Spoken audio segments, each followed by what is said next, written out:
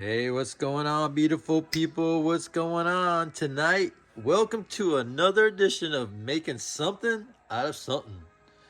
And tonight, what we'll be doing is having some open face sliced beef sandwiches using the leftover eye round that I made for the French dips 3 nights ago.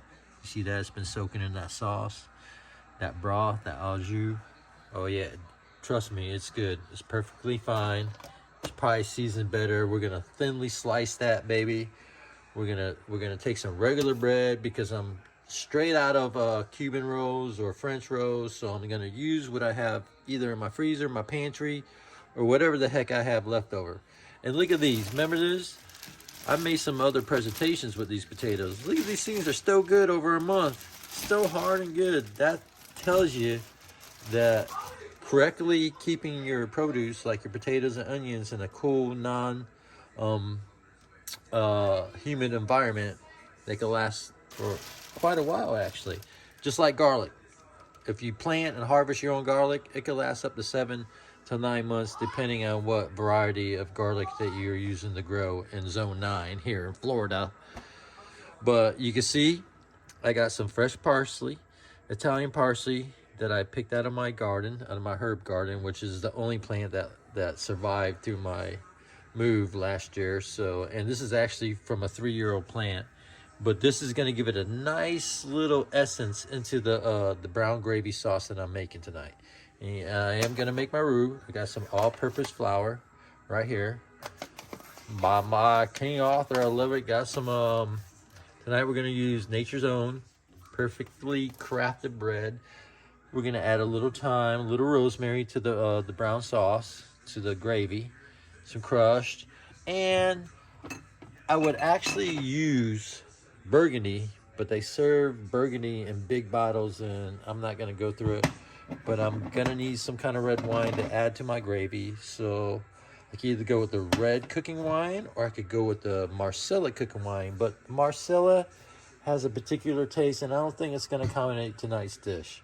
I mean, it would be great on some grilled steak or some grilled chicken and make a nice Marsala sauce or make a Marsala chicken, but not tonight. So we're just going to go ahead and use some red cooker wine, a little bit of this Liam peppers, and normally I have that kitchen bonnet. What is it? Seasoning something, browning and seasoning, but I'm fresh out of it, so I have to do what I got to do. I got the half and half. That's going to go into the mashed potatoes a little bit with the butter, salt and butter. And we got a can of kernel corn and some cut green beans because I don't have no mixed vegetables, but that'll be a nice combination to go with this open face sandwich. So stay tuned. I've got to show you something. All right? All right. See it. To add a little bit of butter, about a tablespoon, right here to that vegetable mixture. And just a couple dabs of salt. Boom, boom, boom, boom, boom. And some pepper, crushed, regular.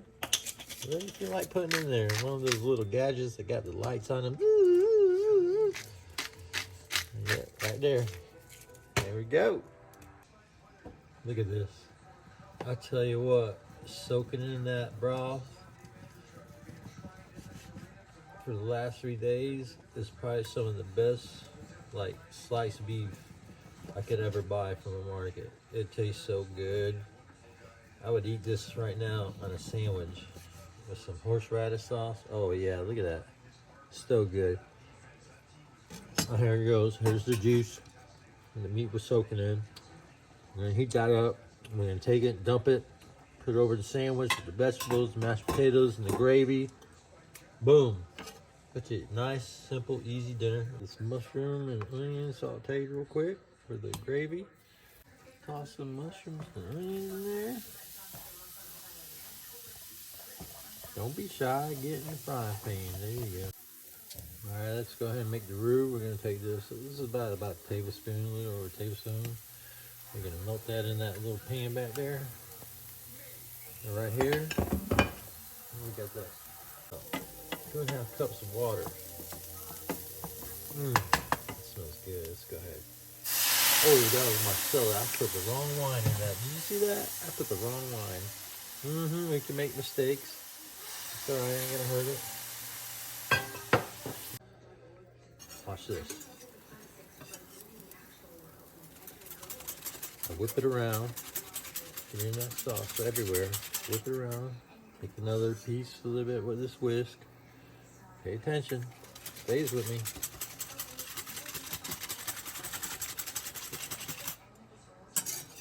Look at that gravy. Nice. I'm going to go ahead and add the Italian parsley. Hey, it's time to serve it up. Look at this gravy. Look at that. That's nice. Off of 4 pieces of toast. Dump the meat in this juice, the au jus from the other night, and get this meat heated up real quick. Just real quick. We're just going to soak in there. I'm going to get my little tiny tongs that I have. Look at that. We're going to bring it over, right? Hope that's enough meat.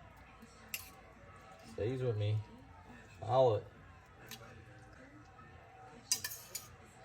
Get all that meat on there. Yes. Oh, that's looking good. Take around the plate like this. Here, watch this. Put in the spots where it's not. Fill it in. I'm gonna put that right in the middle. Right like that. You see that? Alright, here we go. I'm gonna make a nice little cavity in there. Oh, yes, sir. Deliciousness. And you know what's going on here. You see my open face. And take a little of that gravy just around the edges, just lightly. Put it on the plate too. Make it look appetizing. Make it look sloppy. Sloppy, because we want it overflowing onto that meat. There we go. Look at that. There you go. Making something out of something with the leftover roasted eye round that we had for French dips, making an open face sliced beef sandwich the Caucasian Asian way. Well, I hope you enjoy that.